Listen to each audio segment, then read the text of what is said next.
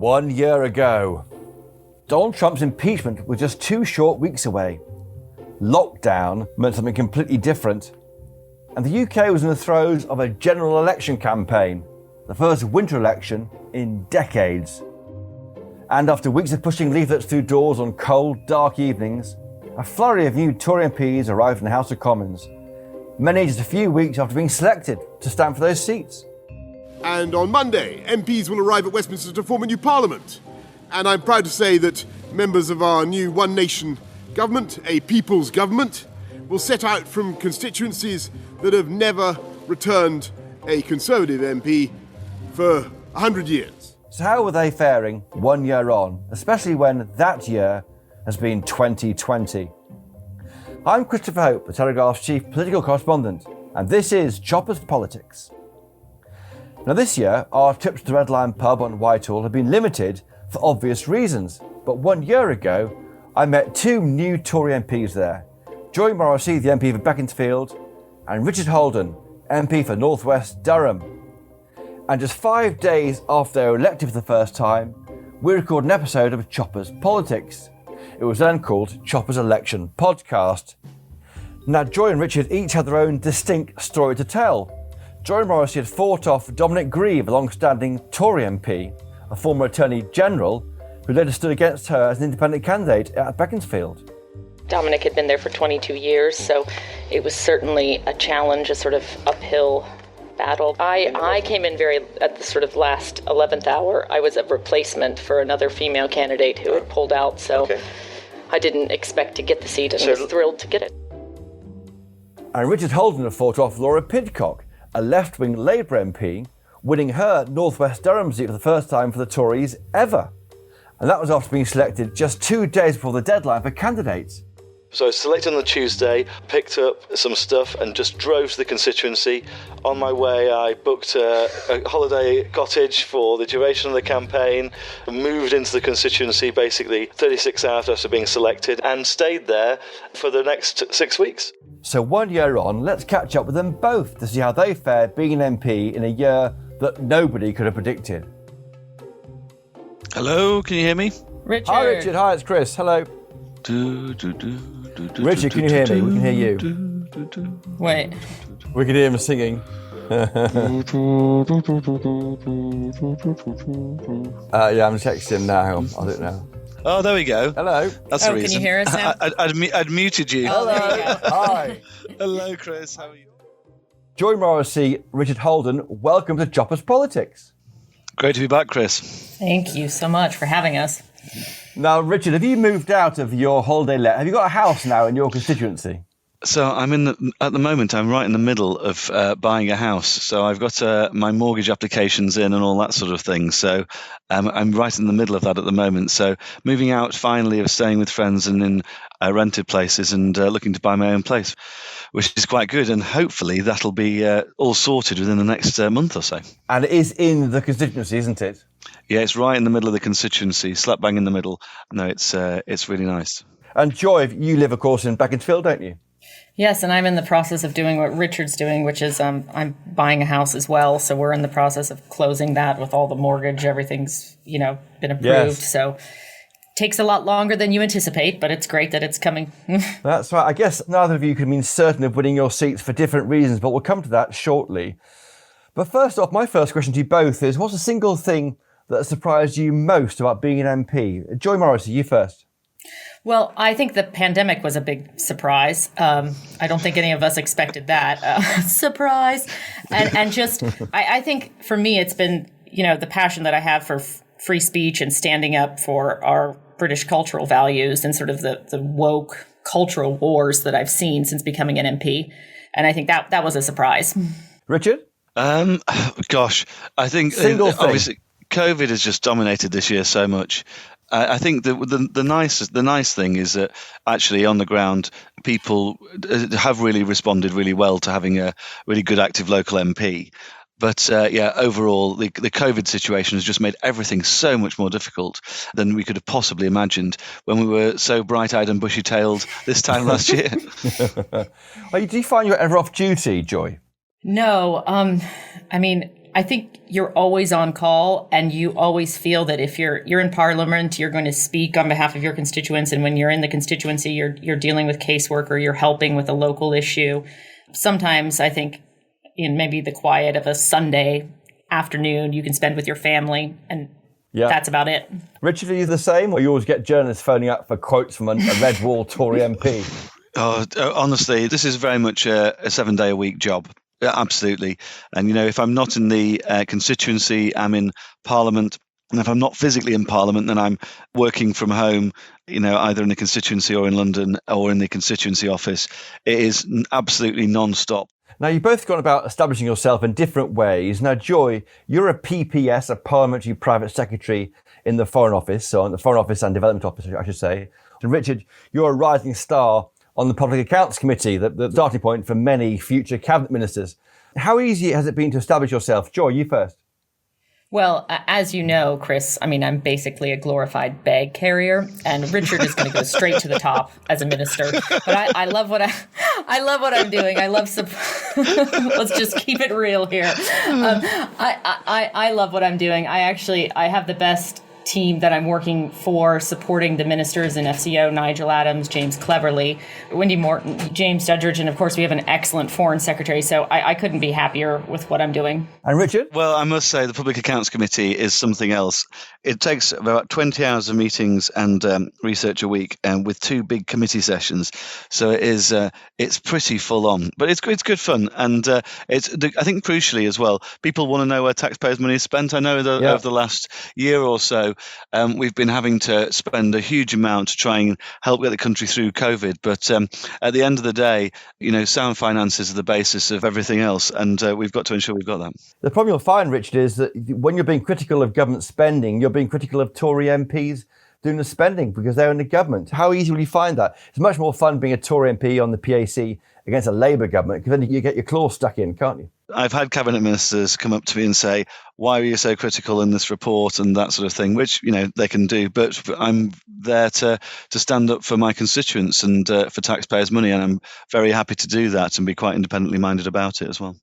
OK, let's get back 12 months. Now, a year ago, we were 1 week away from polling day. What were you doing, Richard? You first. About a week out from polling day, I think it had started to snow in northwest Durham by that point. So it was very, very cold. About a week out from polling day, I would have been in one of the towns and villages and leafleting out with my team. But we were just doing a huge amount of knocking on doors. And it was around that time, about a week out, that we started to really get an impression that people were really coming over in absolutely massive numbers, because people stopped asking us what we were standing for. They started to ask the question, can you do it? And basically, if you can do it, I'll bother to turn out and vote for you, which was quite a nice feeling, really. Yeah. And Joy, 1 week out for yourself, you were up against Dominic Grieve, the former Tory MP for many years in the seat, and now an independent candidate. And we were seeing a shift behind, sort of in our canvassing, that people were coming over to us. But in the main sort of media, looking at our seat, they were still saying that it was going to be neck and neck, 50-50. We had John Major, Heseltine, Hugh Grant was out campaigning against me. It was a sort of a big push from everyone to make sure that the independent candidate was reelected. So I think the night of the actual count was quite a surprise to some people, I think. You had John Major against you, a former Tory Prime Minister, that was against great. you. And did you think you actually might win your seat, Joy? Because your seat you were up against Remainers, weren't you, in a sense, as well as Labour, Lib Dems and the rest? I was up against everyone, but I thought it's either, him or I, and I'm going to fight like hell to get this seat. Yeah. And I believe in the Conservative values. I believe in Brexit, and I just gave 100%. Yeah, and Richard, you're against the Corbynista Laura Pidcock, who'd won the seat back in 2017. It certainly was. Now on the Labour executive, she's found something where she can't be defeated by a Conservative, I think. Still knocking chunks out of her 1 year on. But, no absolutely. one gave you a chance, Richard, did they? No one really thought you'd win. No, nobody. No, I think my dad started to go a bit mad and believe that we could as well right at the start. But apart from that, no, nobody really gave me a chance. But it was, it's a cracking campaign, and I think it actually went to show the real strength of feeling in the northeast and in other parts of the country that people had just had enough of Labour. Yeah. There's been quite interesting polling done since about that, and one of the most strangest things I'm now seeing is that Labour can't quite decide whether they want to go back to Corbynism or want to sort of move to this sort of Keir direction, and it's so that sort of progress that you'd expected them to sort of bounce back fighting. It's that they're really involved in this internal civil war now. It's very strange. Let's listen to you a year ago. Here's you, Joy, on the galvanising and positive effect of Boris Johnson on Tory voters. What Boris did very well was keep that positive message. Despite all the media attention and all the bias that was happening, he really stayed with that positive message that I think actually did resonate with a lot of people. And that negativity and fear, I think people were just ready to move forward. People were ready to move the country forward. People wanted to honor the democratic result. And I think there was that consensus of let's just move on. OK, we're 1 year on now, Joy Morrissey. That was you a year ago. And Brexit is still with us, isn't it, Joy? It hasn't gone right, is it? Or is it going right or wrong? It's clinging with its last breath.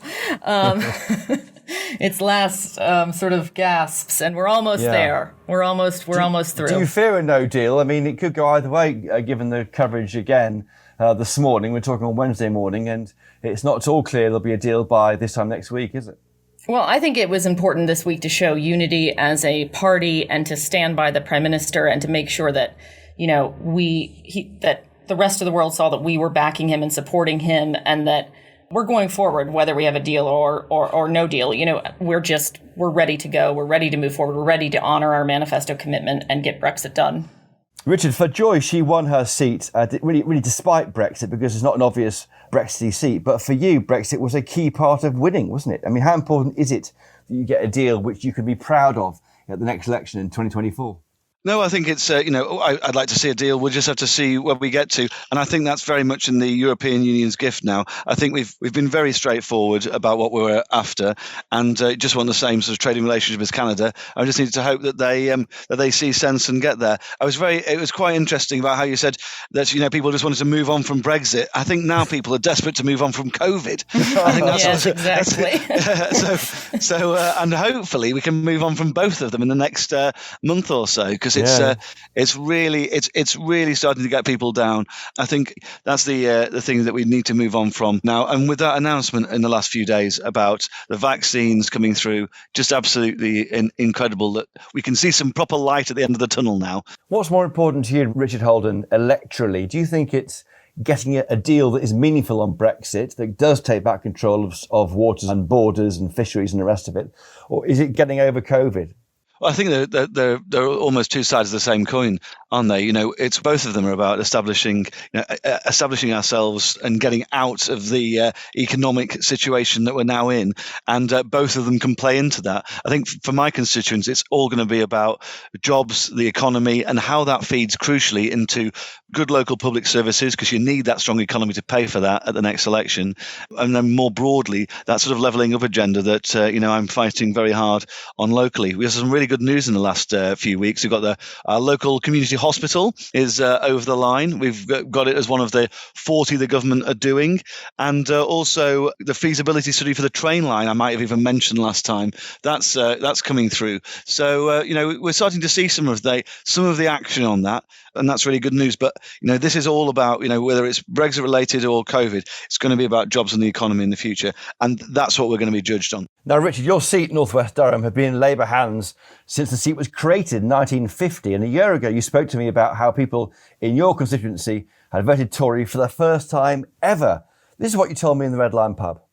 Well, a woman put it to me on the doorstep of a place called Langley Park. Now, Langley Park it used to be a pit village, and she was in her late 70s, and she said that she'd been chatting to her neighbour the previous day, and her neighbour had said, well, I'm thinking of voting Conservative. And the lady I was chatting to said, well, I'm going Conservative. And she said, well, oh, but won't you, I'm just worried that my dad will turn in his grave. And the lady said to me, she'd told her neighbour that your dad's been dead for 30 years. This isn't the Labour Party he would have supported back then. It's a totally different thing. Straight talking there, Richard. They certainly are on the doorsteps of North West Durham. They really are. I think she's the kind of person who will be the litmus test for you, the canary in the coal mine. If you can keep her on side, in 2024, then you might be on the chance to retain your seat, which might be even more amazing than winning it the first time round. Well, I mean, you may well be right about that. One thing I did have the other day was a very nice message from somebody who wrote to me who was a Labour member in my constituency. I went to reveal their name, but they said, I was very sceptical when you were first elected, but I'm really enjoying having a really active local MP. Keep up the good work. So if I'm getting Labour members emailing me that, then I think I'm still in with an outside chance of holding on. Yeah, I suppose the difference is that because you're a Tory MP with a Tory government, you can actually deliver on things in a way which a Labour MP can't, because in Labour you're just really calling for things. Well, I think for them, actually, in my constituency, they actually did have the Labour chief whip for about 10, 15 years. They've had Labour MPs in government as well. And I think the thing that they saw during that time was just that slow drip decay locally, and actually I think they're quite enjoying having an active Conservative MP who they might not agree with on absolutely everything all the time, but what they do see is a very active local MP who's really working for the community, and I think they like that, and they like the fact that I'm out there batting for them. Joy Morris, did you have anyone like the woman in Langley Park who told Richard like it was then? Any person you think you need to maintain their support to ensure you can build on your majority at the next election? Absolutely, because I took a lot of votes from the housing estates in my constituency, and people who, they loved Boris and they didn't trust Jeremy Corbyn. And, I have spent a lot of time. COVID has prevented as much of the community work as I like doing, but a lot of time in all of my communities, making sure that they know that I'm there, that I'm a visible MP. I'm the first MP to have a constituency office in 22 years in the constituency. And in fact, a few of the members, the Conservative members, remarked, they were asking for some feedback about me. And they said, well, we're not used to having an MP around so much. Is there a problem? Like, we don't know why she keeps showing up. It's only, and I love the local area. It's an incredible area. And I just want to stand up and promote all things Beaconsfield and Marlow. Well, did you find that Boris Johnson is going down well with those maybe former Labour voters? Because, on Twitter and social media, he gets a really, really hard time. But out there, his popularity hasn't fallen as much as you might expect, despite this difficulty of handling a COVID crisis in real time. Well, and I think we all know sort of who Boris is. He's a character. He's charismatic, and people sort of like that he's a little bit real. He's approachable. He's likable. And I think Boris is at his best when he's just out with the public, meeting people, talking to them. And I think we've all been restricted in that. So as soon as we can get back to this sort of normal way of carrying on, I think the better. Well, on that note, pause there. After this message, we'll be right back with Joy Morrissey and Richard Holden, right after this. It begins as a love story. Couples who meet as young activists, bonded in a fight against injustice. We seem to have similar outlooks in life. He often made me feel very special. It felt like we were in love. I remember it being quite magical. As far as I was concerned, we had a future together. I fully did envisage my future with him. But then, he starts acting strangely. Suddenly there were secrets and there were inconsistencies and there were things that didn't make sense. Then one day, he leaves. I came home from work and I realised immediately that he'd gone. Vanishes without a trace. And the reason why these men disappear is so disturbing, it's led to a formal apology from the state. I never for a moment thought that it would be what it actually turned out to be. This is Bed of Lies, the true story of one of the biggest scandals in recent British history, and the latest podcast from the Telegraph. Talk about the Stasi in East Germany. That's not how we understand our society. A tale that travels from the safety of a loving bedroom to the very heart of the law. Search for Bed of Lies wherever you're listening to this.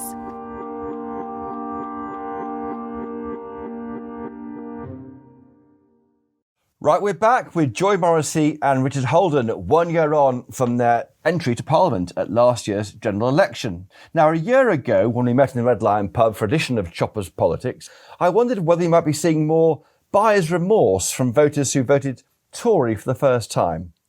So here's what I said. The guy I get my papers from when I'm coming through London on the way to work on Sunday, he said, I love Boris. Then he said nervously, but what will he do for me? And I think there'll be a bit of maybe buyer's remorse on this, that they're backed you, but they're wondering, well, he's a Tory, and it might be wondering, I think so you have to what they go want, for it. They want us to prove that we're about more than Brexit, right? They want us to prove that we can really deliver to these communities, and that's the challenge that I have, that Joy has, that all those MPs selected and elected across the country have this time, and that's what we're going to have to deliver. Richard Holden, now 1 year on from those comments, are you seeing buyer's remorse in northwest Durham? No, not at all, really. I wouldn't say so. I think what people have been, as I was saying just before, that what they have been really like to see is the fact that I've just been cracking on and doing as much as I can to drag cash out of the Treasury for the community.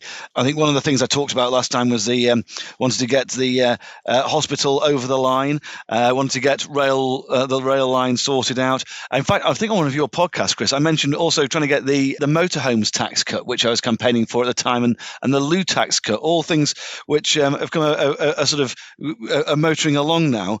In fact, I think the government seemed to brief The Economist last week, which said Richard Holden is proving expensive. Well, I'm quite happy. I'm quite happy to be being proved expensive, and on the Public Accounts Committee, I just need to make sure that money is well spent, and it certainly is if it's coming to North West Durham. Have you joined this new Northern Research Group, Jake Berry's new outfit, to fight for more money for the North? I have. I'm part of that. I'm also part of our sort of Blue Wall group as well, and obviously of the along with Joy, the 109, who are the all of the MPs from across the country, who are the intake from December. This 109 group, Joy Morrissey, are you a member of it? I am.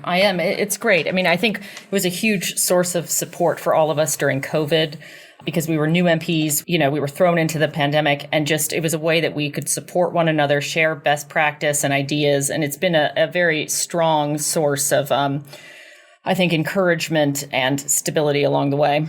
Now, Joy, I asked you a year ago about what you both wanted the government to do to support you. Here's what you said. I think it's making sure that they're listening to what we're saying. We're speaking on behalf of our constituents, particularly if we're working together as a bloc, that this is something that is a crucial issue that matters not just to our constituency, but the local county in general. And if we're coming together as a bloc, I hope that we'll be taken seriously. Yeah. No, I agree. It really is that we've got to deliver locally, and that's working together locally. Joy, do you think you've been listened to by Boris Johnson? I think there's been a lot of outcry from R109 about the economy. And I think actually the Prime Minister has done an excellent job of reaching out to us and engaging with us. Some of the older intakes have remarked that we've been to number 10 too many times. I mean, he's been wonderful at sort of reaching out to all of us and hearing our views. But I think for me personally, as a sort of economic conservative, there was a lot of feedback from my Conservative members and from the general public in Beaconsfield about the economic impact. Richard Holden, you're a member of the 109. Have you been agitating for change or more money during COVID? Certainly. I think one of the biggest things that we've pushed for is the support for the hospitality industry. It's something that is really, really important to me in my community. I worked as a waiter and barman in a previous life, and it's trying to maintain that is absolutely essential. I think the country has taken a big financial risk on the amount of support we've done. But on the other side of that was the huge risk of not putting that support in. And hopefully we're going to see that pay off, because one of the things that I think everybody wants to see is just as emerging as intact as we could possibly be from COVID. It's undoubtedly changed some businesses forever, and some entire sectors of the economy have changed forever. But I think what we want to see is avoid that mass unemployment issue, and instead, as quickly as possible, get the economy ticking back over. And then we've got the cash there to invest, because what we don't want to do is see ourselves stuck in a cycle where we just see ever increasing amounts of borrowing. But Joy Morrissey, isn't the fact you have to form a group called the 109 evidence of the fact you're not being listened to by number 10 Downing Street? You form groups, don't you, to be listened to? You don't need to, if you're being listened to anyway, you wouldn't form a group. Well, I think it's also that during the pandemic, we were all having to isolate and be in lockdown, but still respond to all of our constituents. And sometimes as a new MP, you just don't know who to turn to. And the way that we developed a very close bond with each other and we relied on each other quite heavily was probably unique to most intakes. And so I think the bond that the 109 have and the way that we work maybe is slightly different than the rest of the intakes. And it is a real support system, I would say, not just a lobbying front, but a support system for ourselves. And that kind of camaraderie, I think, has come through the hardship and the challenges that COVID has brought to us all.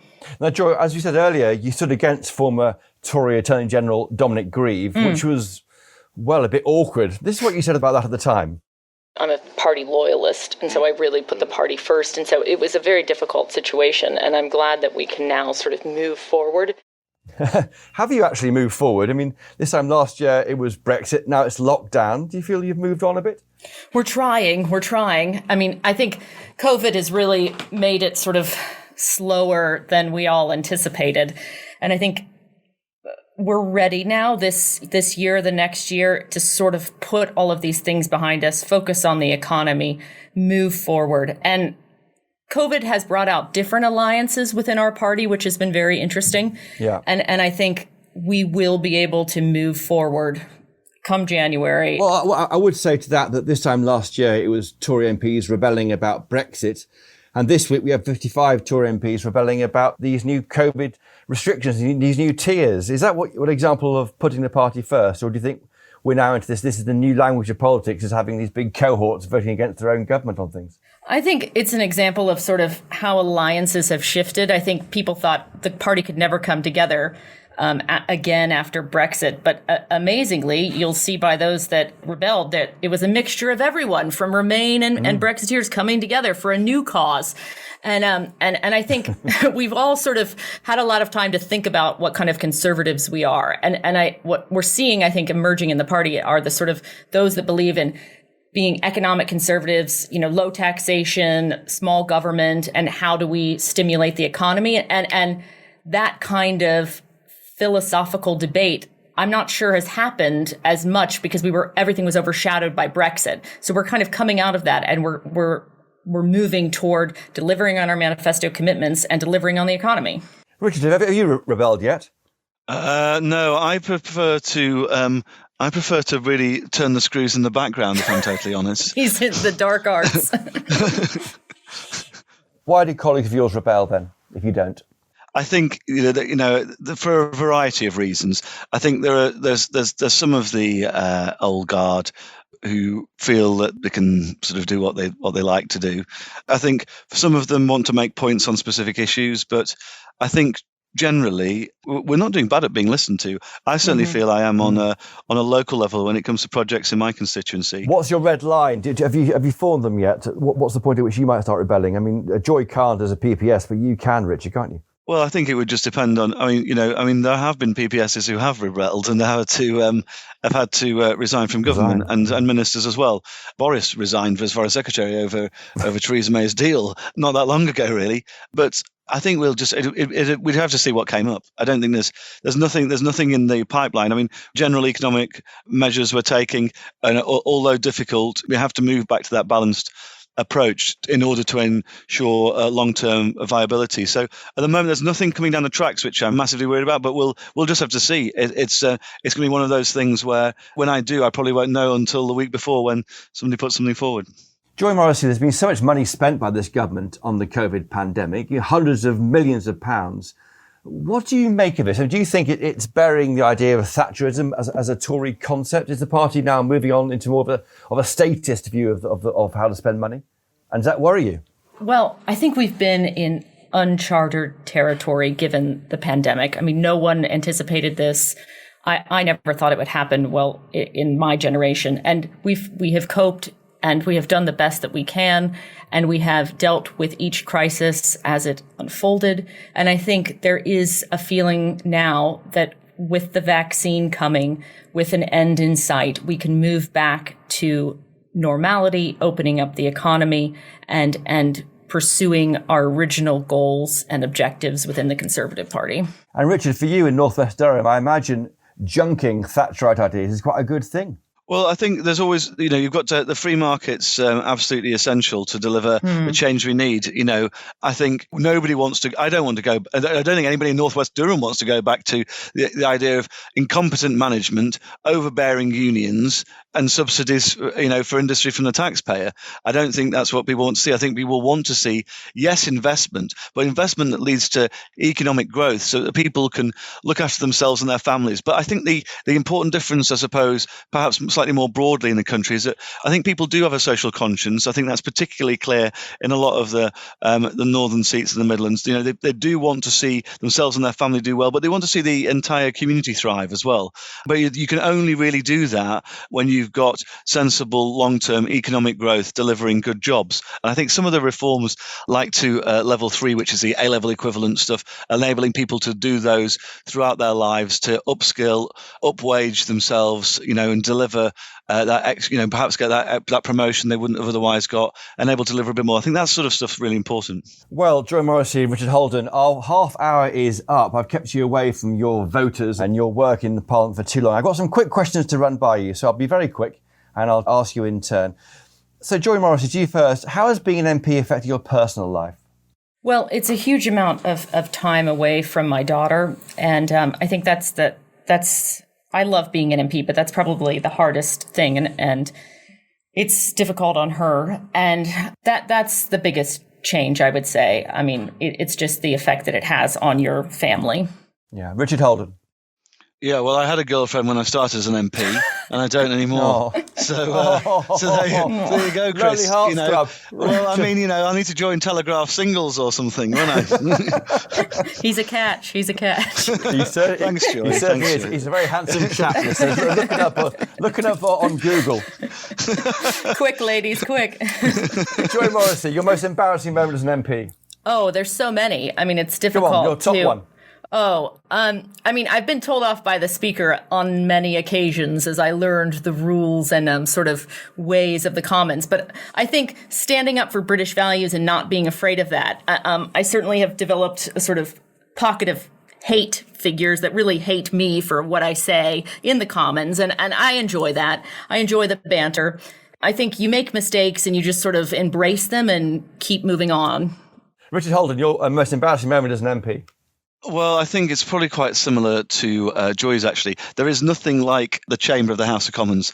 And I was getting really annoyed with Keir Starmer doing his flip-flop stuff the other day. He was saying, the government's not going far enough, then it's going too far on lockdown, and then he wouldn't back anything we were doing.